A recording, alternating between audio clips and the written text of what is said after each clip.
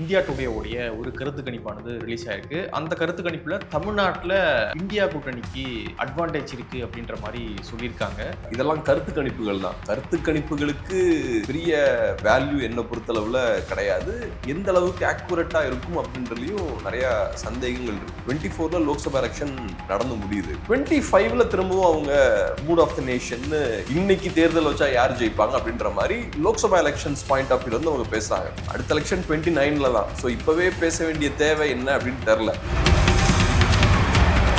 நம்ம ஆட்கள் இங்க டிஸ்கஸ் பண்ணும்போது நம்ம பண்ற தவறு என்னன்னா, இது லோக்சபாவை மையமா வச்சு அவங்க முன்வைக்கக்கூடிய ப்ரிடிக்ஷன்ஸ். லோக்சபா டேட்டாவை அசம்பிளிக்கு அவங்க கன்வெர்ட் பண்ணி கம்பேர் பண்ணி பார்த்துட்டு இருக்காங்க. அதுவும் கரெக்டான கம்பேரிசன்ல நான் பார்க்கறேன். ஆனா இதுல நான் முக்கியமா புரிஞ்சுக்கிற விஷயம் என்னன்னா, அவங்க இன்னொரு பாயிண்ட்டையும் சொல்றாங்க. டிஎம்கேவுக்கு ஃபேவரபிளா விஜய் ஃபேக்டர் ஒர்க் ஆகுதுன்றாங்க. இந்த பாயிண்ட்டை தான் நம்ம 2 இயர்ஸா பேசிட்டு இருக்கோம். விஜய் அவர்கள் ஆன்டி டிஎம்கே ஓட்ஸை ஸ்பிளிட் பண்ணுவாருன்ற பாயிண்ட்டை சொல்லிக்கிட்டே இருக்கும். அந்த பாயிண்ட்டை அப்படியே அவங்க சொல்றாங்க. இந்த மாதிரியான விஷயங்கள் கொண்டு வரும்போது அதுக்கு பின்னாடி இதுக்கு ஒரு கமர்ஷியல் வேல்யூ இருக்கு. வசதியா அந்த நம்பர்ஸை கொண்டு வரதுக்கு அது கண்டிப்பா இருக்கு. இன்னைக்கு பாருங்க, நூற்றுக்கணக்கான கருத்து கணிப்புகள் நடத்துறாங்க. இங்க இருக்கக்கூடிய தமிழ்நாட்டில் இருக்கக்கூடிய சின்ன சின்ன குரூப்ஸ்ல இருந்து நேஷனல் லெவல்ல பெரிய பெரிய குரூப்ஸ் வரைக்கும் ஆயிரக்கணக்கான பேரை எம்ப்ளாய் பண்ணக்கூடிய பெரிய பெரிய கம்பெனிஸும் கருத்து கணிப்புகளை நடத்திட்டு இருக்காங்க. இவங்க எல்லாம் எதுக்கு நடத்துறாங்க? ஒவ்வொருத்தருக்கும் ஒவ்வொரு அஜெண்டா இருக்கும்ல. இன்னைக்கு ஸ்டாலின் அவர்கள் இங்கிலாந்து, ஜெர்மன் போறாரு. அப்பொழுது பத்திரிகையாளர்கள் அவர்கிட்ட கேட்கிறாங்க, புதிய கட்சிகள் எல்லாம் உள்ள வர வாய்ப்பு இருக்கு அப்படின்னு கேட்கிறாங்க. அதுக்கு அவர் சொல்றாரு, புதிய கட்சிகள் வராங்களோ இல்லையோ, புதிய ஓட்டர்ஸ் டிஎம்கே பக்கம் வந்துகிட்டு இருக்காங்க. அதை மட்டும் நான் இங்க சொல்றேன் அப்படின்றாரு. யூரோப்புக்கு அவர் போறாரு. அந்த பயணத்துக்கு பெரிய முக்கியத்துவம் இருக்கு. அங்க என்ன ஓட்டு வரும், என்ன பெர்சன்டேஜ் வரும், இதெல்லாம் எதுக்கு அங்க போய் பேசிட்டு? அது எலெக்ஷன் சார்ந்தே அது என்ன திமுக எல்லாம் கேள்வி கேட்டு இருக்கீங்க. திமுகவும் எலெக்ஷன் சார்ந்தே தான் எல்லாத்தையும் பண்ணிட்டு இருக்காங்க. நாங்க 234 ஜெயிப்போம், 200 ஜெயிப்போம், 26ல ஜெயிப்போம், 31ல ஜெயிப்போம், 36ல ஜெயிப்போம், நிரந்தர திமுக ஆட்சி. திமுகவும் அப்படியே ஃபோக்கஸ் பண்ணிட்டு இருக்காங்க. பத்திரிகையாளர்களும் அதே மாதிரி கேள்விகள் கேட்குறீங்க. இவங்க ஒரு நரேட்டிவ் செட் பண்றாங்க, இவங்களுக்கு ஏத்த மாதிரி டிவியும் ஒரு நரேட்டிவ் செட் பண்றாங்க. அதுக்கு ஏத்த மாதிரி கேள்வி கேட்கறவங்களும் அதுக்கு ஏத்த மாதிரி கேள்வி கேட்கறாங்க. நேற்று உங்களுடன் ஸ்டாலின் அப்படின்ற ஒரு திட்டம் ஆரம்பிச்சு வச்சாரு. அப்படி அந்த திட்டத்துல பெறப்பட்ட மனுக்கள் வைகாத்துல அடிச்சு போகுது அப்படின்னா என்ன கவர்னன்ஸ் இங்க நடக்குது அப்படின்ற ஒரு கேள்வி இருக்கு இல்லையா? ஸோ இதை வைத்து ஒரு டிபேட்டோ அல்லது இதை வைத்து ஒரு பேசுபொருளோ ஏற்படுத்த இங்க ஊடகங்கள் தயாராக இல்லை அப்படின்னு பாக்குறீங்க? ஆமா, சத்தியமா அதை பண்ண மாட்டாங்க. இந்த மாதிரியான இஷ்யூஸ் அவங்க 100% அவங்க டிபேட் பண்ண மாட்டாங்க. இவங்களை பொறுத்தளவுல ஓபிஎஸ் என்ன பண்ணுவார், இபிஎஸ் என்ன பண்ணுவார், அதுவும் குறிப்பா அதிமுக இருக்கக்கூடிய பிரச்சனைகள் வந்துச்சுன்னு வச்சுக்கோங்க, நம்ம ஊடகங்கள்லாம் பயங்கர குஷி ஆயிடுவாங்க. மக்கள் பிரச்சனைகள் வரும்போது பேசவே மாட்டாங்க. உங்களுடன் ஸ்டாலின் அப்படின்ற ஒரு திட்டத்தை கொண்டு வராங்க. நம்ம இதை பயங்கரமா விமர்சிச்சோம். அதுக்கான காரணம் என்னன்னா, எலெக்ஷன் டைம்ல டிஎம்கேவை ப்ரமோட் பண்ற மாதிரியான ஒரு விஷயம் தான். ஸோ அந்த ஆங்கிள் இருந்து பார்க்கும்போது கவர்மெண்ட் ஃபண்ட்ஸை யூஸ் பண்ணி இந்த விஷயங்கள்லாம் பண்றாங்கன்றதான் நம்மளோட விமர்சனமா இருந்தது. இப்போ அது ப்ரூவ் ஆயிருக்கு. மக்கள் நம்பிக்கையோட மனுக்களை கொடுக்குறாங்க. எங்களுக்கு பிரச்சனை இருக்கு, அந்த பிரச்சனைகளுக்கு தீர்வு வேணும் அப்படின்னு உங்களை நம்பி இந்த விஷயங்கள் பண்றாங்க. அதை தூக்கி நீங்க ஆத்துல தூக்கி எறிறீங்க. மக்கள் இவ்வளவு எஃபோர்ட் போட்டு அங்க உங்களுக்கு மனுக்களை பிரசன்ட் பண்றாங்க. அதை ஒரு ஆபீஸ்ல ஒரு 4 மாசம் வச்சுக்கலாம்னு கூட உங்களுக்கு தோணல. அந்த இடத்துக்கு அந்த அளவுக்கு கூட அதுக்கு ஒர்த்து இல்லைன்னு நினைக்கிறீங்க. அதை தூக்கி வெளில தூக்கி எறிறீங்க. 2வது நாள் தூக்கி வெளில அப்படின்னு எறிறீங்க. அப்ப இவ்வளவுதான் நீங்க மக்களுக்கு கொடுக்குற முக்கியத்துவம். இது இன்னைக்கு அம்பலப்பட்டு போய் நிக்குது. இவங்களோட நோக்கம் மக்களோட பிரச்சனைகளை தீர்க்கணுன்றது கிடையாது, நம்மளை ப்ரொமோட் பண்ணிக்கணும் அப்படின்றது அவனோட நோக்கமா இருக்கு.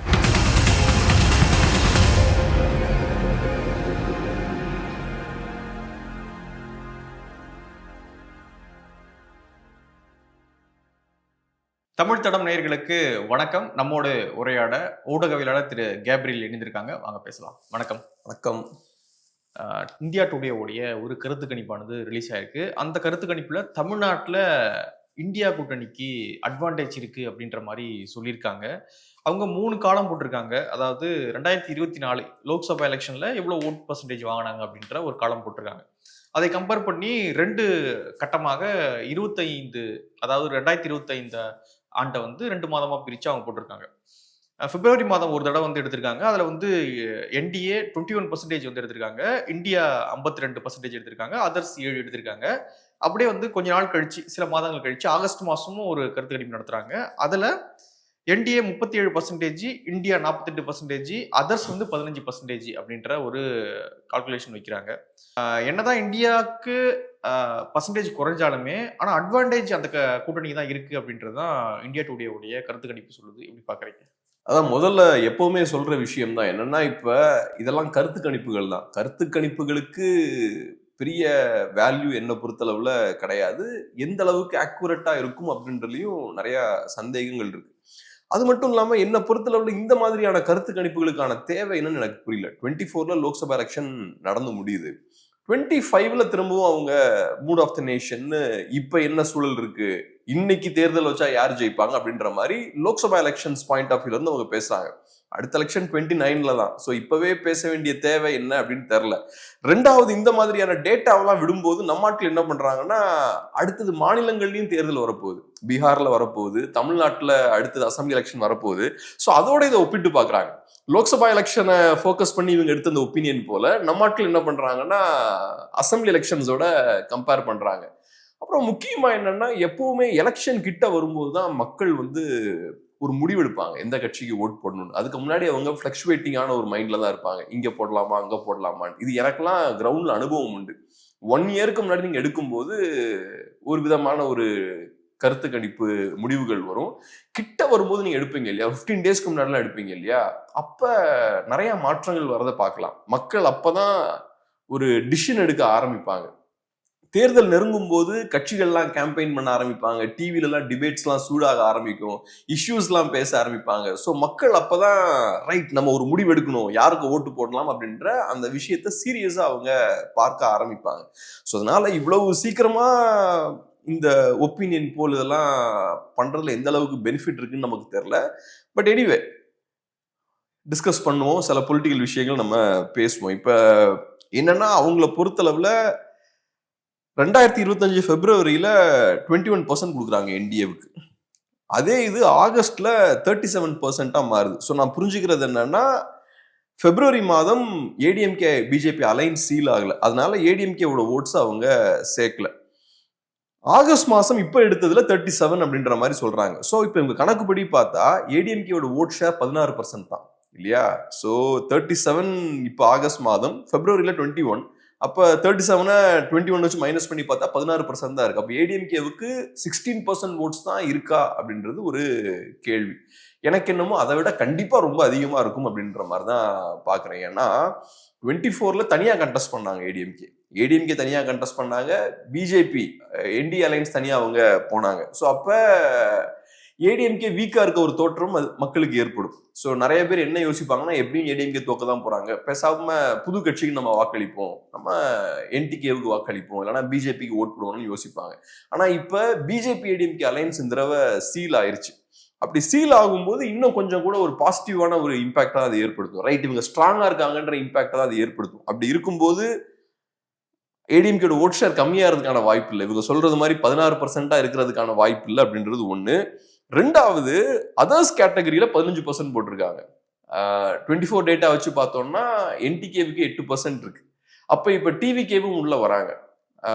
அப்ப அதர்ஸ்ன்ற அந்த கேட்டகரி வெறும் 15% தான் இருக்குமா அப்படின்ற ஒரு கேள்வியும்.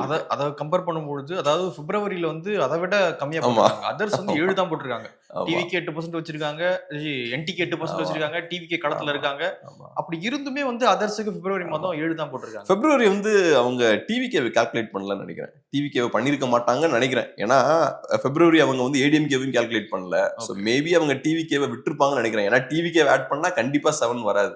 என்டிகேவுக்கே 8 இருக்கு, இதுல டிவிகேவும் ஆட் பண்ணி 7 தான் வரும்னா அதுல எந்த லாஜிக்கும் இருக்கிற மாதிரி தெரியல. பட் எனிவே 15 வச்சுக்கிட்டா கூட கம்மியா தானே இருக்கு. 15 வச்சுக்கிட்டா கூட என்டிகேவுக்கு 8% இப்ப ஏற்கனவே கையில இருக்கு.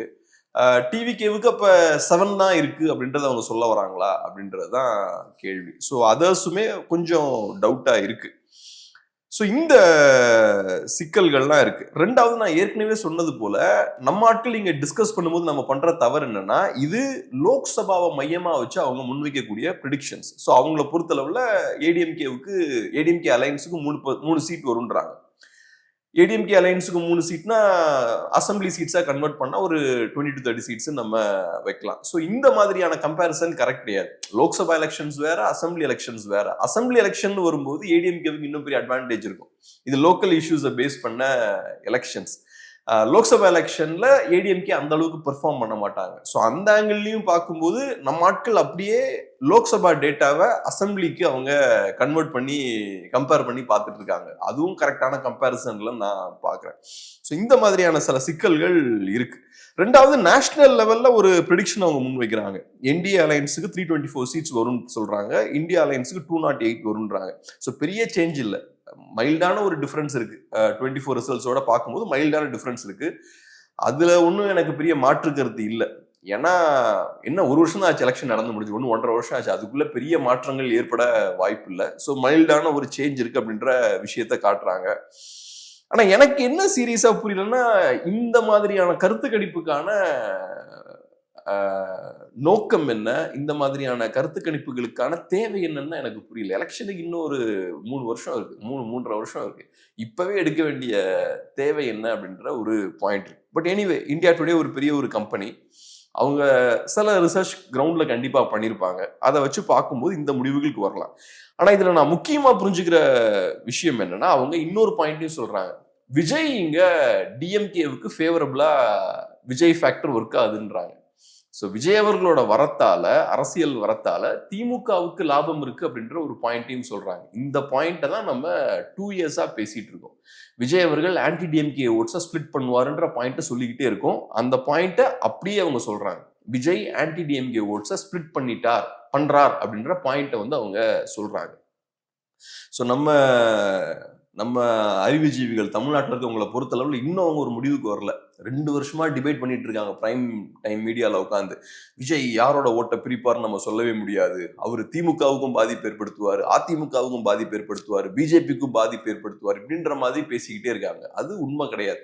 விஜய் அவர்கள் கிளியர் கட்டா ஏடிஎம்கே பிஜேபி அலைன்ஸுக்கு தான் பாதிப்பு ஏற்படுத்த போறார். அவர் டிஎம்கே ஆன்டி டிஎம்கே ஓட்ஸை வந்து அவரு உடைக்கிறார். அந்த பாயிண்ட்டை இது கிளியரா சொல்லுது. இது பேசிக்கான விஷயம். நம்ம பல தடவை சொல்லிட்டோம், பட் இருந்தாலும் மீடியால இந்த விவாதங்கள் போயிட்டே இருக்கு. இது பேசிக்கான விஷயம். விஜய் அவர்கள் திமுகவுக்கு உதவிட்டு இருக்காரு, உதவதான் போறாரு அவர் சாலிடா. ஸோ அதை இந்த கருத்து கணிப்பு முடிவுகள் நல்ல அழகா சொல்லியிருக்காங்க. இப்போ தமிழ்நாட்டில் 26ல எலெக்ஷன் வருது. அதை முன்வைத்து ஒரு கருத்து கணிப்பு நடத்தினா கூட பரவாயில்ல. இது வேற ஒரு கருத்து கணிப்பு. ஆனா சமூக வலைதளங்கள்ல வந்து திமுகவினர் அடுத்து வந்து திமுக தான் ஆட்சி பிடிக்க போகுது, இந்தியா டுடே அசம்பிளியோட அவங்க கம்பேர் பண்ணிட்டு இந்தியா பார்த்து அடுத்தது டிஎம்கே தான் ஆட்சி பிடிக்க போகுது அப்படின்னு வந்து சமூக வலைதளங்கள்ல பேசிக்கிட்டு இருக்காங்க. கண்டிப்பா இதெல்லாம் வந்து இன்னைக்கு டிபேட்டா கூட எடுக்க வாய்ப்புகள் இருக்கும். ஆமா, இந்த மாதிரிலாம் சொலையா ஒரு பாயிண்ட் கிடைச்சதுன்னா உட்கார்ந்து டிபேட்டும் பண்ணுவாங்க.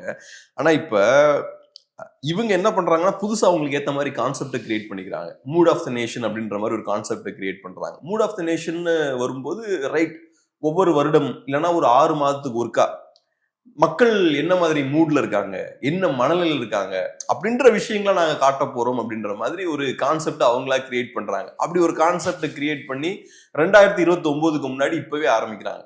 முன்னாடிலாம் எலெக்ஷனுக்கு முன்னாடி ஆரம்பிச்சாங்க. இப்ப 40 சேனல் இருக்கு, 1000 யூடியூப் சேனல்ஸ் இருக்கு, அது போக ஏகப்பட்ட பிரிண்ட் மீடியா, நியூஸ், அதுன்னு ஏகப்பட்ட பேர் இருக்காங்க. இவங்க எல்லாத்துக்கும் இப்ப தீனி வேணும்.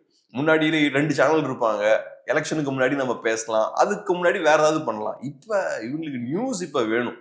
ஸோ அதனால இந்த மாதிரியான விஷயங்களை கொண்டு வராங்க. ரெண்டாவது, இந்த மாதிரியான விஷயங்கள் கொண்டு வரும்போது அதுக்கு பின்னாடி இதுக்கு ஒரு கமர்ஷியல் வேல்யூ இருக்கு. இந்த மாதிரியான ப்ராடக்ட்ஸ் இருக்குல்ல, மீடியா ப்ராடக்ட்ஸ் இருக்குல்ல, இதுக்கு ஒரு கமர்ஷியல் வேல்யூவும் இருக்கு. அதுக்குள்ள ரொம்ப டீப்பா போய் நான் பேச விரும்பல, ஏன்னா அது வேற மாதிரியும் ப்ரொஜெக்ட் ஆகிறதுக்கு வாய்ப்பு இருக்கு. பட் மேலோட்டமா சொல்றேன், இதுக்கு ஒரு கமர்ஷியல் வேல்யூ இருக்கு. இந்த மாதிரியான நம்பர்ஸ் அவங்க வெளியிட்டாங்கன்னா அது அரசியல் ரீதியான தாக்கத்தை ஏற்படுத்தும். ஸோ இந்த நம்பர்ஸை கண்ட்ரோல் பண்றதுக்கும் நிறைய முயற்சிகள் நடக்கும், வசதியா அந்த நம்பர்ஸை கொண்டு வரதுக்கும். அது கண்டிப்பா இருக்கு. இன்னைக்கு பாருங்க, 100கணக்கான கருத்து கணிப்புகள் நடத்துறாங்க, எல்லாரும் நடத்துறாங்க. இங்க இருக்கக்கூடிய தமிழ்நாட்டில் இருக்கக்கூடிய சின்ன சின்ன குரூப்ஸ்ல இருந்து நேஷனல் லெவல்ல பெரிய பெரிய குரூப்ஸ் வரைக்கும் ஆயிரக்கணக்கான பேரை எம்ப்ளாய் பண்ணக்கூடிய பெரிய பெரிய கம்பெனிஸும் கருத்து கணிப்புகளை நடத்திட்டு இருக்காங்க. இவங்க என்ன எதுக்கு நடத்துறாங்க? ஸோ ஏதோ ஒரு லாஜிக் இருக்குல்ல, இவங்க எல்லாருமே கரெக்டான கருத்து கணிப்பை நியாயமா நடத்த மாட்டாங்கல்ல. கண்டிப்பா ஒவ்வொருத்தனுக்கும் ஒரு அஜெண்டா இருக்கும். சிலவங்க கமர்ஷியலான நோக்கத்தோடையும் நடத்துவாங்க. ரைட், இது ஒரு பப்ளிக் ஒப்பீனியனை கிரியேட் பண்ணுது, பெர்செப்ஷனை இது மோல்டு பண்ணுது. அப்படி இருக்கும்போது வேற நிறைய அஜெண்டாஸும் கருத்து கணிப்புகளுக்குள்ள இருக்கு. நான் இதை பிளேம் பண்ணல, இது கரெக்டா கூட இருக்கலாம். பட் நான் ஜென்ரலா சொல்றேன், நூற்றுக்கணக்கான நிறுவனங்கள் கருத்து கணிப்பு நடத்துதுன்னா ஒவ்வொருத்தனுக்கும் ஒவ்வொரு அஜெண்டா இருக்கும்ல. ஸோ அதனால நான் என்ன சொல்லுவேன்னா, நம்ம மைண்டை இஷ்யூஸை ஃபோக்கஸ் பண்ணி வச்சுக்கிறது பெட்டர். தேவையில்லாம இந்த கருத்து கணிப்பு, அந்த கருத்து கணிப்பு, இது என்ன சொல்லுது, அது என்ன சொல்லுதுலாம் பேசுறதோட இஷ்யூஸை ஃபோக்கஸ் பண்ணி நம்ம மைண்டை ஃபிக்ஸ் பண்ணிட்டோம்னா இன்னும் பெட்டரா இருக்கும். பட் இதை பொறுத்தளவு எனக்கு இன்ட்ரெஸ்டிங்கான ஒரு ஃபேக்டரா பட்டது என்னன்னா, விஜய் ஃபேக்டரா அவங்க பேசியிருக்காங்க. விஜய் ஃபேக்டர் யாருக்கு லாபம் ஏற்படுத்தும் அப்படின்ற விஷயத்த பேசியிருக்காங்க. ஒரு மெயின் ஸ்ட்ரீம் மீடியா கிளியர் கட்டா அதை அட்வான்டேஜ் டிஎம்கே, விஜயால் அட்வான்டேஜ் யாருக்குன்னா டிஎம்கேக்கு தான் அப்படின்ற பாயிண்ட்டை எஸ்டாப்ளிஷ் பண்ணியிருக்காங்க. அது ஒரு முக்கியமான விஷயம்னு பார்க்குறேன். ஓகே, இன்னைக்கு வந்து ஸ்டாலின் அவர்கள் இங்கிலாந்து, ஜெர்மன் போறாரு. அப்பொழுது பத்திரிகையாளர்கள் அவர்கிட்ட கேட்குறாங்க, புதிய கட்சிகள் எல்லாம் உள்ள வர வாய்ப்பு இருக்கு அப்படின்னு கேட்குறாங்க. அதுக்கு அவர் சொல்றாரு, புதிய கட்சிகள் வராங்களோ இல்லையோ, புதிய ஓட்டர்ஸ் வந்து டிஎம்கே பக்கம் வந்துகிட்டு இருக்காங்க, அதை மட்டும் நான் இங்க சொல்றேன் அப்படின்றாரு. ஸோ என்ன சொல்ற, புதிய வாக்காளர்கள் அங்கதான் போயிட்டு இருக்காங்க, அப்ப டிவிக்கே என்ன அப்படின்னு ஒரு கேள்வி இருக்குல்ல. ஸ்டாலின் அவர்களை பொறுத்தளவுல நாங்க ஸ்ட்ராங்கா இருக்கோம், இன்னும் ரொம்ப ஸ்ட்ராங்காக போறோம், புதிய வாக்காளர்கள் எங்களுக்கு வர போறாங்க, எங்க அலைன்ஸ் இன்னும் ஸ்ட்ராங் ஆக போகுது அப்படின்ற மாதிரி பேசுறாரு. இது புதிய வாக்காளர்கள் தான் 26 டிசைட் பண்ணுவாங்களா, எப்படி பாக்குறது?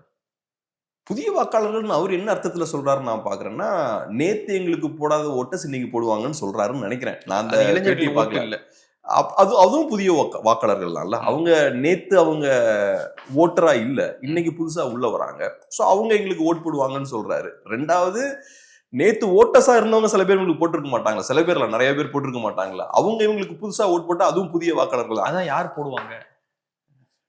அதிமுக கிட்ட அதிருப்தியா இருக்கவங்க மேபி போடலாம்னு அவங்க நினைக்கலாம். இப்ப இது எனக்கு என்னன்னா, ஸ்டாலின் அவர்கள் இந்த கேள்வி எங்க கேட்கறாங்கன்றீங்க? அதான் அந்த பிரஸ் மீட்ல அந்த யூரோப் போறாரு இல்லையா, யூரோப் போற இடத்துல அந்த கேள்வி கேட்கறாங்க. எனக்கு தெரியல, ஒரு நார்மலான ஒரு பத்திரிகையாளர்களுக்கு இந்த கேள்வி எல்லாம் கேட்க ஏன் தோடுதுன்னு எனக்கு புரியல. அது எலெக்ஷன் சார்ந்தே, அது என்ன திமுக எல்லாம் கேள்வி கேட்டு இருக்கீங்க?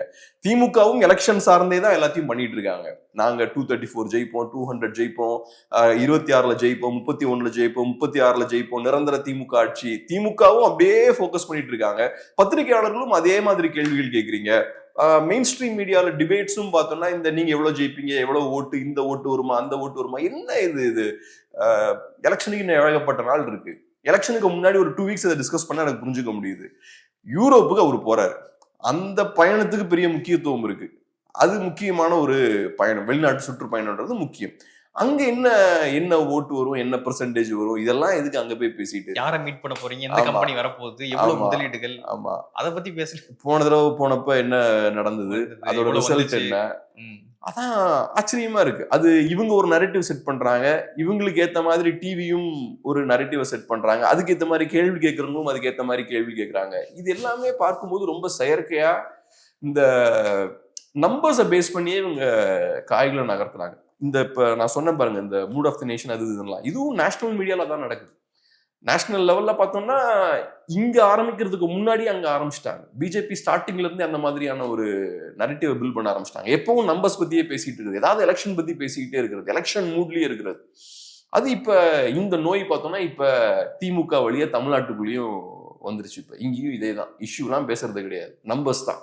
நம்ம எல்லாமே ஏதோ பிரசாந்த் கிஷோர் மாதிரி, நம்ம பெரிய எலெக்ஷன் ஸ்ட்ராட்டஜிஸ்ட் மாதிரி, நமக்கு என்ன வந்து நம்பர்ஸ் எல்லாம் பத்தி நம்மளும் அதான் உட்காந்து பேசிட்டு இருக்கோம். இப்ப நீங்க சொன்ன மாதிரி வந்து இஷ்யூஸே இங்க வந்து டிபேட் ஆக மாட்டுது. எலெக்ஷன் சார்ந்து, நம்பர் சார்ந்து அதுதான் வந்து யூஸ் பண்றாங்களே, அதுதான் டிபேட் ஆகுறாங்களே தவிர்த்து மக்களுடைய அன்றாட வாழ்க்கையை பாதிக்கக்கூடிய விஷயங்கள் வந்து இவங்க டிபேட்டே ஆக்குறது இல்லை அப்படின்ற நிறைய குற்றச்சாட்டுகள் இருக்கு. அதற்கு ஒரு உதாரணமாக நேற்று வந்து உங்களுடன் ஸ்டாலின் அப்படின்ற ஒரு திட்டம் ஆரம்பிச்சு வச்சாரு. அந்த திட்டத்துல பெறப்பட்ட மனுக்கள் எல்லாம் வைகை ஆற்றில் அடிச்சிட்டு போச்சு அப்படின்ற ஒரு இஷ்யூவானது இருந்தது. ஒரு சாதாரண ஒரு மனு போகுது அப்படின்னா பரவாயில்ல, ஒரு நார்மல் பீப்புள் போய் கொடுக்குறான், அது எதுவும் மனு வந்து அடிச்சுட்டு போகுதுன்னா பரவாயில்ல. ஆனா ஒரு முக்கியமான ஒரு திட்டம், உங்களுடன் ஸ்டாலின் அப்படின்ற இவ்வளோ ப்ரொபகண்டா பண்ணி இவ்வளோ விளம்பரத்துக்கு இடையே வந்து இந்த திட்டமான நடந்துகிட்டு இருக்கு. அப்படி அந்த திட்டத்துல பெறப்பட்ட மனுக்கள் வந்து வைகாத்துல அடிச்சு போகுது அப்படின்னா என்ன கவர்னன்ஸ் இங்க நடக்குது அப்படின்ற ஒரு கேள்வி இருக்கு இல்லையா?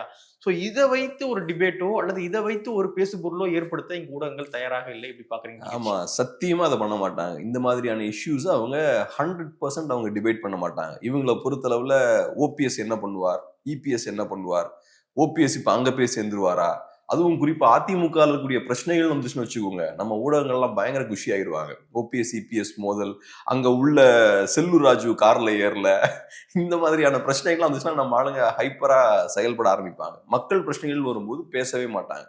இப்ப உங்களுடன் ஸ்டாலின் அப்படின்ற ஒரு திட்டத்தை கொண்டு வராங்க. நம்ம இதை பயங்கரமா விமர்சிச்சோம். அதுக்கான காரணம் என்னன்னா, எலெக்ஷன் டைம்ல டிஎம்கேவை ப்ரொமோட் பண்ற மாதிரியான ஒரு விஷயம் தான் அது. ஸோ அந்த ஆங்கிள் இருந்து பார்க்கும்போது கவர்மெண்ட் ஃபண்ட்ஸை யூஸ் பண்ணி இந்த விஷயங்கள்லாம் பண்றாங்கன்றதான் நம்மளோட விமர்சனமா இருந்தது. இப்போ அது ப்ரூவ் ஆயிருக்கு. இப்போ மக்கள் நம்பிக்கையோட மனுக்களை கொடுக்குறாங்க. எங்களுக்கு பிரச்சனை இருக்கு, அந்த பிரச்சனைகளுக்கு தீர்வு வேணும் அப்படின்னு உங்களை நம்பி இந்த விஷயங்கள் பண்றாங்க.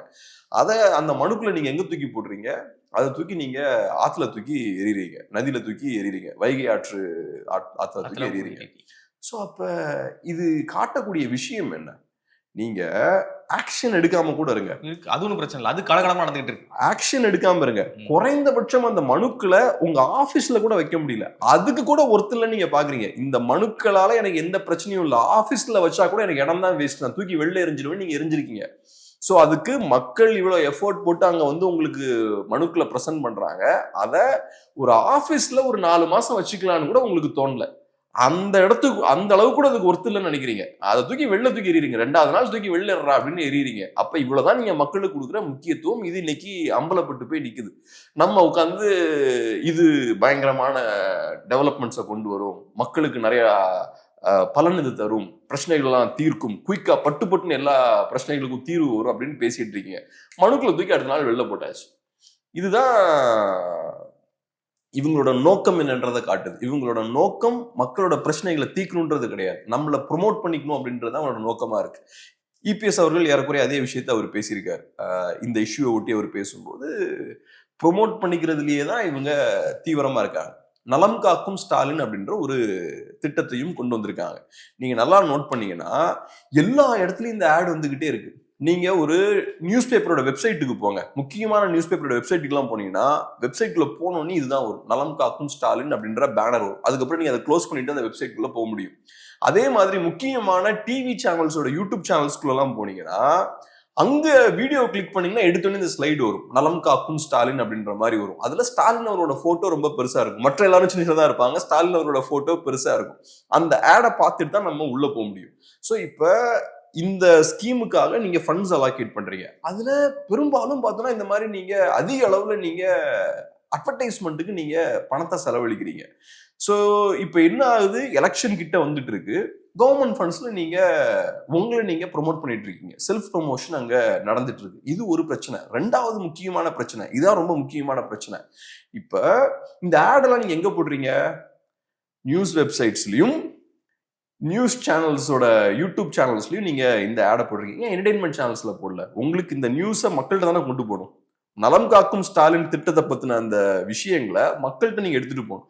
மக்கள்கிட்ட எடுத்துட்டு போகணும்னா நீங்க என்டர்டைன்மெண்ட் சேனல்ஸ்லயும் போடலாம், எல்லா இடத்துலயுமே போடலாமே. குறிப்பா ஏன் நியூஸ் சேனல்ஸ் நீங்க ஃபோக்கஸ் பண்றீங்க? நியூஸ் சேனல்ஸ் நீங்க ஃபோக்கஸ் பண்றதுக்கான காரணம் என்னன்னா, நியூஸ் சேனல்ஸை கண்ட்ரோல் பண்ண விரும்புறீங்க. நீங்க இந்த மாதிரியான ஆட்ஸ் எல்லாம் உங்ககிட்ட இருந்து வாங்கியாச்சுன்னா அவன் எப்படி உங்களுக்கு எதிராக நியூஸ் போடுவான்? எலெக்ஷன் டைம்ல உங்களுக்கு ஃபேவரபிளா தான் பேசுவான். ஒன்னு, உங்களை நீங்க ப்ரொமோட் பண்றீங்க, 2வது உங்களுக்கு ஏத்த மாதிரி இங்க இருக்கக்கூடிய மெயின் ஸ்ட்ரீம் மீடியாவை வளைச்சவங்க கைக்குள்ள கொண்டு வரீங்க. அதுக்கு யாரோட ஃபண்ட்ஸை யூஸ் பண்றீங்க? மக்கள் வரி பணம். மக்கள் வரி பணத்தை யூஸ் பண்றீங்க. ஸோ உங்களை பவர்ல கொண்டு வந்து உட்கார வைக்கிறது தான் இன்னைக்கு தமிழ்நாட்டோட 7 கோடி மக்களோட பிரதான வேலையா இருக்கு. அதை ஒட்டி நம்மளும் வேலை செஞ்சுட்டு இருக்கோம் நமக்கே தெரியாம. இப்போ என்னன்னா, இது சாதாரண ஒரு திட்டமா இருந்தா பரவாயில்ல, இது ஆத்துல போகுது அப்படின்னா அரசியல்வாதிகளுக்கு எவ்வளவு பிரச்சனை வரும் அப்படின்றது அதிகாரிகளுக்கு தெரிஞ்சிருக்கும். ஏன்னா உங்களுடன் ஸ்டாலின் அப்படின்றது அவ்வளோ ப்ரொபகண்டா பண்ணி தமிழ்நாடு முழுக்க நடத்திக்கிட்டு இருக்காங்க. அப்படி இருந்துமே அதிகாரிகள் அதை, சில ஊழியர்கள் அதை ஆத்துல விட்டுறாங்க அப்படின்னா, இந்த கவர்னன்ஸ்னுடைய அந்த சிஸ்டம், ஸ்டாலின் ரஜினிகாந்த் சொல்ல மாதிரி சிஸ்டம் இவ்வளவு கொலாப்ஸ் ஆகிருக்கு அப்படின்றதான் இதை காட்டுது அப்படின்னு நினைக்கிறேன்.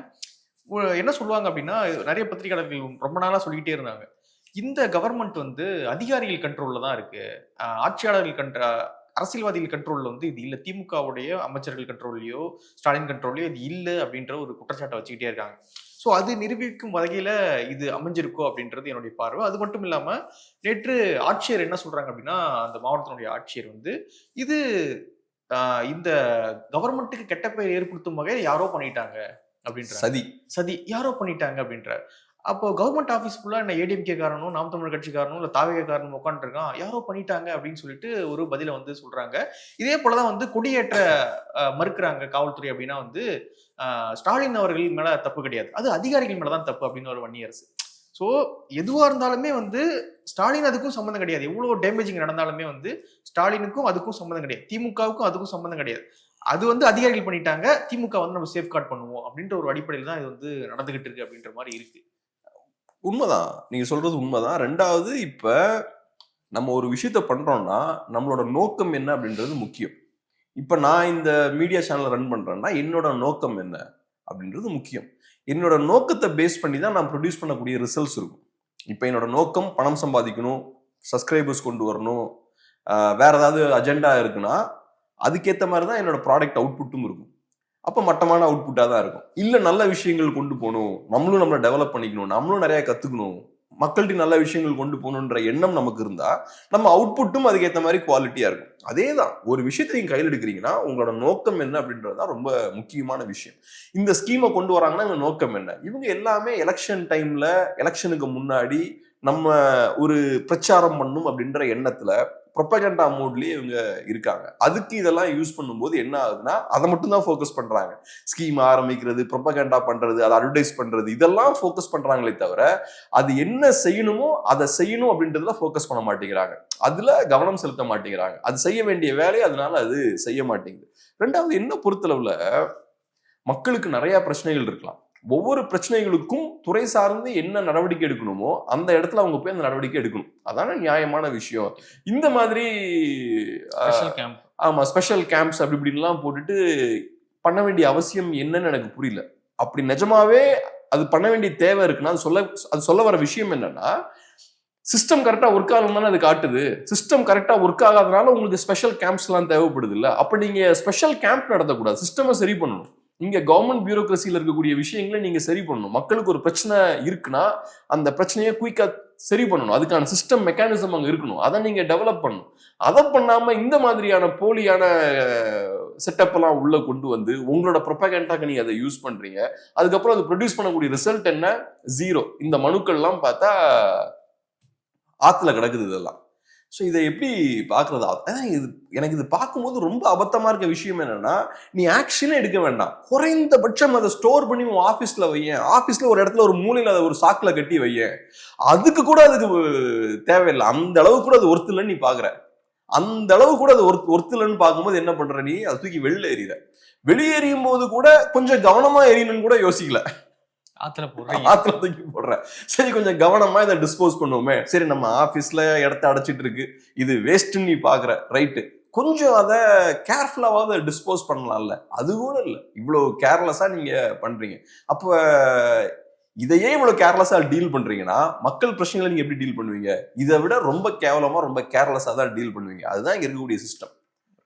அடுத்ததாக வந்து காங்கிரஸ் வர்சஸ் திமுக அப்படின்னு இருக்கோ, உள்ள வெளியே இல்லை, ஸோ உள்ள அப்படி இருக்கோ அப்படின்ற விஷயங்கள்லாம் செய்தித்தாள்கள்ல வந்துகிட்டு இருக்கு. அவங்க சீட்டு பிரிக்கிறதுல கொஞ்சம் முரண்பாடோட தான் இருக்காங்க, கொஞ்சம் முரண் இருக்கு உள்ள அப்படின்ற மாதிரி வருது. முன்னாடி 21ல நடந்த சீட் ஷேரிங்கை விட 26ல எப்படி நடக்கும் அப்படின்னு நினைக்கிறீங்க? காங்கிரஸும் திமுகவும் கூடுதலா வாங்குவாங்களா? எப்படி கூடுதலா வாங்க வாய்ப்புகள் கம்மின்னு பாக்குறேன். ஏன்னா இப்ப திமுகவோட கூட்டணி கட்சிகள் எல்லாரோட அந்த பார்கெனிங் பவர் இருக்கு பாருங்க, அது கம்மியாயிருச்சு. எப்ப அதிமுக பாஜக அலைன்ஸ் சீல் ஆச்சோ அப்பவே திமுக கூட்டணி கட்சிகளுக்கு அந்த பார்கெனிங் பவர் கம்மியாயிருச்சு. நம்மனால திமுக மேல அழுத்தம் போட்டு நிறைய சீட்ஸ் எல்லாம் வாங்கிடலாம் அப்படின்ற அந்த வாய்ப்பு கம்மியாயிருச்சு. அதிமுக இன்னைக்கு கூட்டணி வைக்காம இருந்திருந்தாங்கன்னா மேபி அங்க போயிருவோம் அப்படி இப்படின்னா ஏதாவது பேசலாம். இப்ப அதுக்கெல்லாம் வாய்ப்பே இல்லை. அதனால தாவேகா பக்கம் போக முடியாது, பக்கம் போக முடியாது. தாவேகா திமுக உங்களுக்கு தர விஷயங்கள்லாம் தாவேகா தர மாட்டாங்க. வின்னிங் சீட்டாவும் இருக்காது. நான் வின்னிங் சீட்ஸ் தாங்க சொல்றேன். Winning seat. ஓகே. சோ அதனால அந்த விஷயங்கள்லாம் தாவேகா உங்களுக்கு தர மாட்டாங்க. அதனால இந்த கட்சிகளால பெருசா நெகோஷியேட் பண்ண முடியாது. நெகோஷியேட் பண்ண முடியாதுன்ற சூழல் இருந்தா போன தடவை விட அதிகமான சீட்ஸ் வந்து கிடைக்கிறதுக்கான வாய்ப்புகள் ரொம்ப குறைவு. ரெண்டாவது, இப்ப இந்த நியூஸ் வந்து நீங்க சொன்னது போல வந்துட்டு தான் இருக்கு. டிவிகேவுக்கும் காங்கிரஸுக்கும் இடையே ஒரு அலைன்ஸ் ஃபார்ம் ஆகிறதுக்கு வாய்ப்பு இருக்கு, விஜய் அதுக்கான முயற்சிகள்லாம் எடுத்துட்டு இருக்காரு அப்படின்ற நியூஸ் வருது. அதுவும் இதோட கனெக்ட் ஆகிற விஷயம்தான். காங்கிரஸ் பார்ட்டியை பொறுத்தளவு நான் எப்படி பாக்குறேன்னா, டிஎம்கே அலையன்ஸுக்கு அவங்க தான் ரொம்ப முக்கியமான ஒரு அசெட். என்ன பொறுத்தளவு நான் அப்படிதான் பாக்குறேன். திமுக அலையன்ஸ்ல நிறைய பேர் விசிகே தான் முக்கியமான பார்ட்டுன்றாங்கல்ல, அது கிடையாது. காங்கிரஸ் பார்ட்டி தான் டிஎம்கே அலையன்ஸுக்கு முக்கியமான அசெட். ஏன்னா டிஎம்கேவோட கோர் பாலிடிக்ஸ் என்னன்னா ஆன்டி பிஜேபி தான். ஆன்டி பிஜேபி பாலிடிக்ஸ் உங்களோட முக்கியமான அரசியலா இருக்கும்போது அதுக்கு வலு சேர்க்கக்கூடிய கட்சி யாருன்னு பார்த்தோம்னா காங்கிரஸ் தான். காங்கிரஸ் பார்ட்டி தான் உங்களுக்கு அந்த கிரெடிபிலிட்டியை கொடுக்குறாங்க. ரைட், திமுக ஒரு பாஜக எதிர்ப்பு கட்சி தான், ஏன்னா நாங்க நேஷனல் லெவல்ல பாஜகவை எதிர்க்கிறோம், ஸ்டேட் லெவல்ல அந்த வேலையை எங்களோட சேர்ந்து திமுக பண்றாங்க அப்படின்ற ஒரு நம்பகத்தன்மையை திமுகவுக்கு கொடுக்குது. அந்த வகையில திமுகவுக்கு காங்கிரஸ் ரொம்ப அவசியம். பட் இருந்தாலும் காங்கிரஸ் பெரிய அளவுல ஸ்டார்டிங்ல இருந்தே அவங்க திமுக மேல அழுத்தம் போடல, இந்த பவர் அவங்க யூஸ் பண்ணல. அது காரணம் என்னன்னா நேஷனல் லெவல்ல காங்கிரஸ் வீக்கா இருக்காங்க. ஸோ காங்கிரஸ் பார்ட்டி நேஷனல் லெவல்ல ரிஸ்க் எடுக்கிறதுக்கு அவங்க ரெடியா இல்லை. ரைட், நம்ம இன்னும் பார்கெயின் பண்ணலாம், திமுகவுக்கு நம்ம தேவைதான், நம்ம அவங்களுக்கு நிறைய டெலிவர் பண்றோம், இந்த விஷயங்கள்லாம் இருந்தாலும் அவங்க அக்ரஸிவா புஷ் பண்றதுக்கு பயப்படுறாங்க. நேஷனல் லெவல்ல நமக்கு திமுக மாதிரியான ஒரு பார்ட்னர் வேணும், தொடர்ச்சியா கம்ப்ளீட்டா கிளீன் ஸ்வீப் அவங்க கொடுத்துக்கிட்டே இருக்காங்க காங்கிரஸ் அலையன்ஸுக்கு. ஸோ அப்படி இருக்கும்போது எதுக்கு அதை நம்ம தூக்கி போடணும் அப்படின்ற ஒரு இடம் இருக்கு. அதனால நான் எப்படி பாக்குறேன்னா, இவங்க கண்டிப்பா அலையன்ஸை விட்டுலாம் வெளியே போக மாட்டாங்க. அலையன்ஸ் பிரேக் ஆகுமான்ற மாதிரி சில நியூஸ் எல்லாம் போட்டுட்டு இருக்காங்க. பட் அதுக்கான வாய்ப்புகள் ரொம்ப குறைவுன்னு பாக்குறேன். இன்னொன்னு என்னன்னா, திமுக கூட்டணியில் இருக்கக்கூடிய இந்த கட்சிகள் இருக்காங்கல்ல, இவங்க நிஜமாவே அலையன்ஸ் எல்லாம் பிரேக் பண்ணணும்னு நினைச்சிருந்தாங்கன்னா அவங்க பாஜக அதிமுக அலையன்ஸ் உருவாறதுக்கு முன்னாடி அதை பண்ணிருக்கலாம். அப்ப அவங்களுக்கு வாய்ப்பு இருந்தது, டோர் ஓப்பனா இருந்தது. நீங்க அந்த டைம்லயே போய் அதிமுகவோட போய் சேர்ந்துருக்கலாம். அதிமுக அதுக்காக தான், உங்களுக்காக தான் அவங்க டோர்ல ஓப்பன் பண்ணி வெயிட் பண்ணிட்டு இருந்தாங்க. பாஜகவோட சேராம உங்களுக்காக தான் வெயிட் பண்ணிட்டு இருந்தாங்க. இவங்க யாருமே அங்க போகல. ஸோ அதுலயே நம்ம கிளியரா புரிஞ்சுக்கலாம், இவங்க அந்த பக்கம் போறதுக்கு விரும்பல. இவங்க திமுகவோட டிராவல் பண்ணதான் விருப்பப்படுறாங்க. ஸோ அதனால இப்பவும் அதுதான் யதார்த்தம் அப்படின்ற மாதிரி பாக்குறேன். அவங்களுக்குள்ள சில மிஸ் அண்டர்ஸ்டாண்டிங் இருக்கு, சில சீட் நெகோசியேஷன்லாம் போயிட்டு இருக்கு. பட் என்ன ஆனாலும் கழுத்தையே பிடிச்சி தள்ளினாலும் அவங்க டிஎம்கே அலையன்ஸை விட்டு போக மாட்டாங்க அப்படின்ற மாதிரி தான் பாக்குறேன். அப்புறம் இப்ப சொல்லப்படுற விஷயம் என்னன்னா, காங்கிரஸ் பார்ட்டியை பொறுத்தளவுல 17 எம்எல்ஏஸ் இருக்காங்க. 25 சீட்ஸ்ல கண்டெஸ்ட் பண்ணாங்க, 17 ஜெயிச்சாங்க, 18 ஜெயிச்சாங்க. அப்புறம் ஈரோடு பை எலெக்ஷன்ல திமுக தான் கண்டெஸ்ட் பண்றாங்க. ஸோ இப்ப கையில 17 எம்எல்ஏஸ் இருக்காங்க. இப்ப காங்கிரஸ் பார்ட்டி வீக்கா இருக்காங்க இல்லையா? காங்கிரஸ் பார்ட்டி மட்டும் இல்ல, திமுகவோட கூட்டணி கட்சிகள் எல்லாருமே வீக்கா தான் இருக்காங்க. இதுக்கான காரணம் என்ன? அவங்க தொடர்ந்து திமுகவோட டிராவல் பண்ணிக்கிட்டே இருக்காங்க. அப்கோர்ஸ் ஜெயிக்கிறாங்க. பட் இந்த கட்சிகள்லாம் ஸ்தாபனங்கள்லாம் இவங்க பலவீனப்பட்டுக்கிட்டே இருக்காங்க. திமுகவோட சேர்ந்து டிராவல் பண்ணும்போது இவங்க வீக் ஆகிட்டே இருக்காங்க. ஸோ இப்போ ஒரு பாயிண்ட்ல திமுக பாக்குறாங்க, நீங்க 17 சிட்டிங் எம்எல்ஏஸ் இருக்கீங்க, உங்களை விட நாங்க பெட்டரா கண்டெஸ்ட் பண்ணுவோம், எங்க கேண்டிடேட்ஸ் இருந்தாங்கன்னா நாங்க பெட்டரா கண்டெஸ்ட் பண்ணுவோம், நீங்க அக்ரெசிவா கேம்பெயின் பண்ண மாட்டீங்க, காங்கிரஸ் பார்ட்டி என்னைக்கு பெருசா அக்ரெசிவாலாம் கேம்பெயின் பண்ண மாட்டாங்க, ஸோ உங்களை விட நாங்க அக்ரெசிவா ஒர்க் பண்ணுவோம், எதுக்கு நாங்க உங்களுக்கு அந்த சீட்டை கொடுக்கணும் அப்படின்ற இடத்துக்கு இப்போ வந்துட்டாங்க. ஸோ நீங்க திமுகவோட டிராவல் பண்றதால நீங்க நாளுக்கு நாள் வீக் ஆகிட்டே இருக்கீங்க. ஒரு பாயிண்ட்டுக்கு அப்புறம் உங்களை ரிப்ளேஸ் பண்ற இடத்துக்கும் திமுக வந்துட்டாங்க. இது இன்னும் அக்ரெசிவா ஏதோ ஒரு பாயிண்ட்ல திமுக பண்ணுவாங்க. மற்ற கட்சிகளுக்கும் இது நடக்கும். ஆனா அந்த நம்பகத்தன்மையை பாஜகவை எதிர்க்கிறோம் அப்படின்ற நம்பகத்தன்மையை காங்கிரஸ் தான் கொடுக்குதுன்னு சொல்றீங்க. அப்புறம் காங்கிரஸ் எப்படி டஃபா டீல் பண்ணுவாங்க? அவங்க எப்படி அலோவ் பண்ணுவாங்க? காங்கிரஸ் டஃபா நெகோசியேட் பண்ணுவாங்க. அதான் அவங்களும் ஏதோ ஒரு சிக்னல் கொடுக்குறாங்கல்ல, நாங்க தாவேக்காவோட போக வாய்ப்பு இருக்குன்ற மாதிரிலாம் பேசுறாங்கனாலே, நியூஸ் வருதுனாலே அவங்களும் ரைட், அப்ப நாங்க உங்களை நம்பி மட்டும் கிடையாதுன்ற சிக்னலை தான் கொடுக்குறாங்க. பட் காங்கிரஸுக்கு என்ன பிரச்சனைனா பெரிய ஓட் ஷேர் இல்லை. நான் சொல்ல வரது என்னன்னா, திமுக என்ன செய்ய முயற்சி பண்றாங்கன்னு நான் சொல்ல வரேன். திமுகவை பொறுத்தளவுல இவங்க கிட்ட 17 சிட்டிங் எம்எல்ஏஸ் இருக்காங்க. அதுல எதுக்கு நம்ம ஃபுல்லா அவங்களே திரும்ப கண்டெஸ்ட் பண்ண விடணும்? அந்த இடங்கள்ல நம்ம இன்னும் பெட்டரா கம்பீட் பண்ணலாம். 17ல இருந்து குறைக்கலாம். 17ல இருந்து குறைக்கலான்றதை விட வேற சீட்ஸ் கொடுக்கலாம். அந்த தொகுதியில வேற தொகுதிகள் கொடுக்கலாம். அது வின்னிங் சீட்டா இவங்களுக்கு இருக்கணும், இவங்களுக்கு இருக்காது. ஆமா ரைட், அந்த மாதிரி சிக்கல்கள்லாம் இருக்கு. பட் திமுக பாயிண்ட் ஆஃப் வியூல இருந்து பார்க்கும்போது திமுக கண்டெஸ்ட் பண்ணா அக்ரெசிவா கண்டெஸ்ட் பண்ணுவாங்களா, காங்கிரஸ் கண்டெஸ்ட் பண்ணா அக்ரெசிவா கண்டெஸ்ட் பண்ணுவாங்களா? கூட்டணியில அது பார்க்க முடியுமா? பட் அவங்க பார்ப்பாங்கல்ல. பட் ஏதோ ஒரு நெகோசியேஷன் நடக்கும் இந்த விஷயங்கள்லாம் பேஸ் பண்ணி. கண்டிப்பா இந்த விஷயங்களை ரெண்டு தரப்புமே சீரியஸா பார்ப்பாங்க. எதையுமே ஃப்ரீயா அவங்க பண்ண மாட்டாங்க. இப்ப திமுக காரங்க கிரவுண்ட் ஒரு அட்வான்டேஜ் கொடுக்குறாங்கன்னா காங்கிரஸுக்கு, அதுக்கு பதிலா வேற விஷயங்களை அவங்க எக்ஸ்பெக்ட் பண்ணுவாங்க கண்டிப்பா. அப்ப காங்கிரஸ் பார்ட்டி ஏதோ ஒரு விஷயத்த டெலிவர் பண்ணணும். நாளுக்கு நாள் நீங்க வீக் ஆகிக்கிட்டே இருக்கீங்கன்னா ஏதோ ஒரு பாயிண்ட்ல உங்களுக்கு கொடுக்கக்கூடிய அந்த விஷயங்களை கம்மி பண்ணிடுவாங்க திமுக. இன்னைக்கு கூட்டணி கட்சிகள் எல்லாருக்குமே இந்த சிக்கல் இருக்கு. அவங்க இந்த லாஸ்ட் 10 இயர்ஸ்ல ரொம்ப பலவீனப்பட்டு போயிருக்காங்க. எம்டிஎம்கே வீக் ஆயாச்சு, கம்யூனிஸ்டுகள் வீக் ஆயாச்சு, விசிகே ஓரளவுக்கு இருக்காங்க, காங்கிரஸ் பார்ட்டி வீக் ஆயிட்டாங்க. ஸோ இந்த கட்சிகள்லாம் வீக் ஆகும்போது நேத்து அவங்க திமுக நடத்தின மாதிரியே நாளைக்கும் நடத்த மாட்டாங்க. இப்போதைக்கு அவங்க ஓரளவுக்கு ரெஸ்பெக்ட்ஃபுல்லா அவங்க நடத்திட்டு இருக்காங்க. பட் ஏதோ ஒரு பாயிண்ட்ல கையை வைப்பாங்க. இப்போ எம்டிஎம்கேக்குலாம் அதான சிக்கல். நேத்து கொடுத்த அதே ரெஸ்பெக்ட் நீங்க கொடுக்க மாட்டேங்கிறாங்கல்ல. ஸோ அவங்களுக்கு கொடுக்கக்கூடிய முக்கியத்துவத்தை கம்மி பண்றாங்க. அப்புறம் எம்டிஎம்கே ரியாக்ட் பண்றாங்க. ரியாக்ட் பண்ணா அப்புறம் இங்கிருந்து வேற மாதிரி ரியாக்ஷன்லாம் வருது. அப்புறம் அவங்க குவைட் ஆகுறாங்க. ஸோ அதனால இந்த விஷயம் நடக்கும். உங்களோட ஸ்ட்ரென்த் கம்மியாக திமுக உங்களுக்கு கொடுக்கக்கூடிய அந்த விஷயங்களை கம்மி பண்ணுவாங்க. சீட்ஸா இருக்கலாம், வேற ஏதாவது வேணாலும் இருக்கலாம், அதை கம்மி பண்ணுவாங்க. இது கண்டிப்பா பண்ணுவாங்க. இந்த விலையை நீங்க கொடுத்துதான் ஆகணும். நீங்க திமுகவோட டிராவல் பண்ணீங்கன்னா உங்களை ஸ்லோவா அவங்க விழுங்குவாங்க. எப்படி பாஜக மற்ற கட்சிகளை விழுங்குனாங்களோ அதே மாதிரி இவங்களும் விழுங்குவாங்க. இந்த விலையை நீங்க கொடுத்துதான் ஆகணும். இப்போ 26ல வந்து திமுக 21ல கண்டெஸ்ட் பண்ணதை விட 26ல அதிகமான சீட்ஸ்ல வந்து கண்டெஸ்ட் பண்ணுவாங்கன்றீங்க.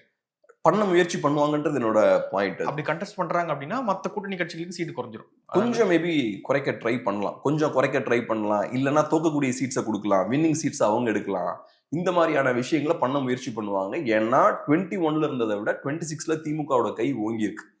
கூட்டணி கட்சிகளுக்கு ஆப்ஷன்ஸும் கம்மியாயிருக்கு. ஸோ அந்த முயற்சிகள் கண்டிப்பா செய்வாங்க. ஆனா ரொம்ப அக்ரெசிவா போய் கூட்டணியை உடைக்கவும் முயற்சி பண்ண மாட்டாங்க. ஏன்னா ஸ்டாலின் அவர்கள் ஓவர் காஷியஸா இருக்காரு. ரொம்ப அதீத கவனத்தோட அவரு இருக்காரு. எப்படியாவது இந்த எலெக்ஷனை ஜெயிச்சிடணும், என்ன செய்தாவது இந்த எலெக்ஷனை ஜெயிச்சிடணும். ஏற்கனவே இவ்வளவு ஸ்ட்ராங்கான அலைன்ஸ் இருக்கு, இது போக வேற கட்சிகளையும் உள்ள கொண்டு வரணும்னு அவர் முயற்சி பண்றாரு. மற்ற தலைவர்கள் எல்லாரோடையும் அவரு சந்திப்பு நடத்துறாரு, இந்த விஷயங்கள்லாம் பண்றாரு. இதுக்கான காரணம் என்னன்னா ஓவர் காஷியஸா இருக்காரு. ஸோ அதனால ரிஸ்க்கும் அவர் எடுக்க மாட்டார். பட் டெஃபினட்டா அவங்க முடிஞ்ச அளவு கொஞ்சம் ஸ்குவீஸ் பண்ண முயற்சி பண்ணுவாங்க. ஆனா இந்த அலைன்ஸ் பிரேக் ஆகாம கண்டிப்பா பார்த்துப்பார் ஸ்டாலின் அப்படின்றத என்னோட பார்வை. அதுக்கடுத்து விஜய் அவர்கள் கேம்பெயின் போவார் செப்டம்பர் மாதம் அப்படின்ற மாதிரியான செய்திகள்லாம் வந்துகிட்டு இருக்கு. மாநாட்டுக்கு பிறகு ஆக்டிவான பாலிட்டிக்ஸ் ஈடுபட போறேன் அப்படின்லாம் வந்து பேசியிருந்தாரு. ஆனா மாநாடு முடிஞ்சு எங்க இருக்காரு விஜய் அவர்கள் அப்படின்னே தெரியல. செப்டம்பர் மாதம் இது பயணம் போறாரு அப்படின்ற மாதிரி சொல்லியிருக்காங்க. எப்படி பயணம் அப்படின்றது எப்படி அமையும்? ஏன்னா வந்து ஓவர் எக்ஸ்போஸ் ஆனார் அப்படின்னு பார்த்தீங்கன்னா, வெளியே அதிகமாக வந்துட்டே இருந்தாருன்னா அவருக்கான அந்த மோஸ்ட் குறைஞ்சிரும். ஸோ எப்படி ரேலி பண்ணுவார்? அப்போ அவர் செப்டம்பர் வெளியே வரேன்னு இருக்காரு. இபிஎஸ் போயிட்டு இருக்காருல, ஒரு சுற்றுப்பயணம் போயிட்டு இருக்காருல, இந்த மாதிரியான சுற்றுப்பயணமா இருக்காதுன்னு நினைக்கிறேன். ஒருவேளை அது முடிஞ்ச உடனே இது ஆரம்பிப்பாங்களா? எப்படி 2 இதுவும் ஒன்னா போகுமா? ஒன்னா போனாலும் பெரிய பாதிப்பு. தமிழ்நாடு பெரிய ஸ்டேட் தானே. இவர் ஒரு சைட்ல போவார், அவர் இன்னொரு சைட்ல போவாரு. ஆனா ஜெயலலிதா ஸ்டைல்ல பண்றதுக்கான வாய்ப்பு இருக்கு. நிறைய பாயிண்ட்ஸ்ல போகாம சில பெரிய பெரிய ஈவெண்ட்ஸா மேனேஜ் பண்றதுக்குலாம் அந்த மாதிரி மேபி முயற்சி பண்ணுவாங்களான்னு தெரில. மேபி பண்ணலாம், தெரில. நமக்கு எப்படி பண்ணுவாங்க நமக்கு தெரில. ஆனா எனக்கு அதுல இன்ட்ரெஸ்டிங்கா பட்ட விஷயம் என்னன்னா, இன்னைக்கு நான் நியூஸ் பாக்குறேன், இந்த மாதிரி செப்டம்பர் 15 அவர் சுற்றுப்பயணத்தை துவங்க போறார். ஆனா ஹோட்டல்ஸ்ல யாரும் ரூம் தர மாட்டேங்கிறாங்க. 5 ஸ்டார் ஹோட்டல்ஸ்ல எல்லாம் அவருக்கு ரூம் தர மாட்டேங்கிறாங்க அப்படின்ற ஒரு நியூஸ். விஜய்க்கு ரூம் தரல. ஆமா, விஜய்க்கு ரூம் தர மறுக்கிறாங்க அப்படின்ற மாதிரி போட்டிருக்காங்க. அதுக்கான காரணம் என்ன போட்டிருக்காங்கன்னா, அவருக்கு ரூம் கொடுத்தா நிறைய ஃபேன்ஸ் எல்லாம் வருவாங்க, மற்ற கெஸ்ட்டுக்கெல்லாம் டிஸ்டர்பன்ஸா இருக்கும் அப்படின்ற ஒரு ரீசனா அவங்க சொல்றாங்களாம். பட் நான் எப்படி பாக்குறேன்னா, அதை தாண்டி உண்மையான ரீசன் வேற ஒன்றும் இருக்கிறதுக்கான வாய்ப்பு இருக்கு. ஏன்னா மாநாடு நடக்கும் போதே சேர்களுக்கு என்ன கதின்றதை நம்ம பார்த்தோம். சேரை சப்ளை பண்ணவங்க என்ன ஆனாங்க, மாநாடு முடிஞ்சதுக்கு அப்புறம் வருத்தத்தோட பேசுறாங்க அவங்க. இந்த மாதிரி சேர் 15,000 சேர் போட்டேன்னா அதுல பார்த்தா ஒரு 1000 சேர் வந்து டேமேஜ் ஆயிருக்கு, இதுக்கெல்லாம் ரீஃபண்ட் பண்ணுவாங்களான்னு தெரியல அப்படின்ற மாதிரி வருத்தத்தோடு இருக்காரு. அப்படி இருக்கும்போது ஸ்டார் ஹோட்டல்ஸ் அவங்க ரூம் கொடுக்கணும்னா அவங்களும் யோசிப்பாங்க, இவங்களை எப்படி கண்ட்ரோல் பண்றது, இவங்க ஏதாவது பிரச்சனைகளை பண்ணி கண்ணாடி உடைச்சிட்டாங்கன்னா என்ன பண்றது, இந்த மாதிரியான தாட்டும் அவங்களுக்கு இருக்கும். இதை நான் ஏன் சொல்றேன்னா, சொசைட்டி இவங்களை எப்படி பாக்குறாங்கன்னு பாருங்க. சொசைட்டி இந்த கட்சியையும் இந்த கட்சிக்காரங்களையும் எப்படி பாக்குறாங்கன்னு பாருங்க. அதுதான் இவங்களோட ஆக்சுவல் ஸ்ட்ரென்த். ஒரு கட்சியை பொறுத்தளவுல அவங்க செய்யக்கூடிய ஒவ்வொரு செயல்பாடும் அந்த கட்சிக்கு மார்க்கெட்டிங் பண்ணக்கூடிய விஷயமா இருக்கணும் இல்லையா? நான் ஒரு மாநாடு நடத்துறேன்னா அதுக்கு அங்கே மார்க்கெட்டிங்கா இருக்கணும். 4 பேர் அதை பார்த்து இன்ஸ்பயர் ஆகணும். எப்படி நடத்திட்டான் பாடுறான் மாநாடு, டிசிப்ளின்டா இருக்கான் பாடுறா அப்படின்ற மாதிரி இருக்கும். ஒழுக்கமா இருக்காங்க பாருங்க, அந்த மாதிரி இருக்கணும். இங்க ஒரு மாநாடு நடத்தினா சுத்தி இருக்கவெல்லாம் பயப்படுறான், சேர் கொடுக்கறதுக்கு பயப்படுறாங்க, ரூம் கொடுக்கறதுக்கு பயப்படுறாங்க. இந்த மாதிரியான ஒரு சூழலை இந்த கட்சிக்கு அது ஏற்படுத்துது. ஸோ இது காட்டக்கூடிய விஷயம் என்ன, இவங்க வெளியே வர வர இவங்களுக்கு பிரச்சனை தான். இவங்க உள்ள இருக்கிறது பெட்டர், பனையூர்ல இருக்கிறது சேஃப். ஆக்சுவலா விஜய்க்கு வெளியே வந்தா சிக்கல் தான். இந்த செகண்ட் மாநாடு பெரிய ஒரு ஃபெயிலியர் என்ன பொறுத்தளவுல. நிறைய பேர் அதை பயங்கரமா ஹைப் கொடுத்துட்டு இருக்காங்க. செகண்ட் மாநாடு ஃபெயிலியர். எதை வச்சு சொல்றேன்னா, நிறைய நியூஸ் வெளியே வருது. ஆனா எந்த மாதிரியான நியூஸ் வைரல் ஆகுதுன்னு பார்த்தோம்னா எல்லாம் நெகட்டிவ் நியூஸ் தான் வைரல் ஆகுது. அங்க அந்த கம்பம் விழுந்துருச்சு, கொடி கம்பம் விழுந்துருச்சு, தண்ணி இல்ல, டாஸ்மார்க்கு போறாங்க, சேரை உடைக்கிறாங்க, மது பாட்டில் அங்க தூக்கி போட்டாங்க, கீழே இருக்க ஷீட்டை விரிச்சு தலைக்கு மேல போட்டுக்கிட்டாங்க, மேல ரேம்புக்கு மேல ஏற முயற்சி பண்ணி பவுன்சர்ஸால தூக்கி எறியப்பட்டாங்க, அதுல ஒருத்தர் கம்ப்ளைண்ட் பண்றாரு, அதுலயும் பார்த்தா அவர் டூப்ளிகேட், இன்னொருத்தர் ஒரிஜினல் ஆள் வேற, ஒருத்தர் நிஜமாவே தூக்கி போட்டது வேற. இந்த மாதிரியான விஷயங்கள்லாம் டிபேட் ஆகுது. ஏதாவது ஒரு உருப்படியான விஷயம் டிபேட் ஆயிருக்கா அவர் பேசினாரு? ஆமா, அங்கிள்னு சொல்லிட்டாருன்றது அடுத்த டிபேட்டான விஷயம். அதுவும் ஒரு தேவையில்லாத விஷயம் தான். நீங்க அப்படி பேசிருக்க கூடாதுங்க. அங்கிள்லாம் எப்படி நீங்க ஒரு சிஎம் பேசலாம்? நீங்க ரெஸ்பெக்ட்ஃபுல்லா பேசணும் அதை. ஸோ இந்த மாதிரியான விஷயங்கள்லாம் டிபேட் ஆயிருக்கு.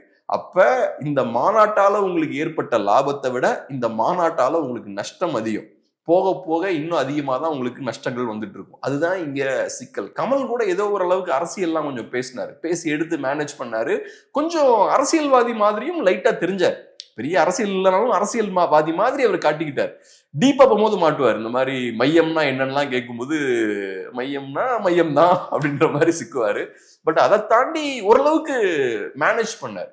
பட் இவங்களுக்கு நாட்கள் போக போக சிக்கலாகுது. அதுக்கு முக்கியமான காரணம் விஜய் ஃபேன்ஸை கண்ட்ரோல் பண்றது கஷ்டம். கமல் ஃபேன்ஸை நீங்க ஈஸியா கண்ட்ரோல் பண்ணிடலாம். கம்மி இல்லையா? கம்மி. இந்த மாதிரியான எக்ஸ்ட்ரீம் ஃபேன்ஸும் கிடையாது.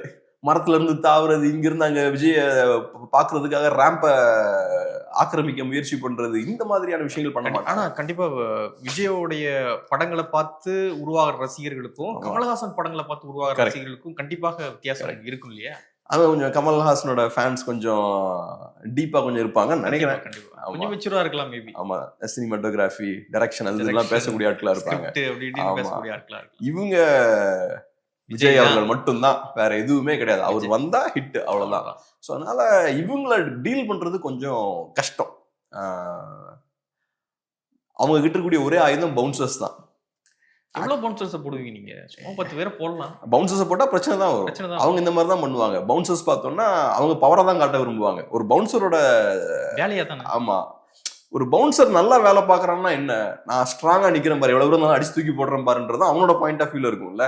ஆனா இவங்கெல்லாம் கட்சிக்காரங்களும் அவன் பார்க்க மாட்டான்ல. சோ வரும்போது அப்படியே அவர் எஃபர்ட்லெஸ் இப்படி ஒருத்தர் தூக்கி போடுறாரு, அப்படி ஒருத்தர் தூக்கி போடுறாரு. ஆனா அவர் சாஃப்டா டீல் பண்ணலாங்க. அப்படி அக்ரெசிவா தூக்கி போடாம கொஞ்சம் தள்ளி விடுறது, கொஞ்சம் அதையே டிஃப்ரெண்டா பண்ணலாம். பட் அது இல்லாம இவர் இப்படி பண்றதுக்கான காரணம் என்னன்னா, இவங்கள ஒரு ஆளா அவர் மதிக்கல பவுன்சர்.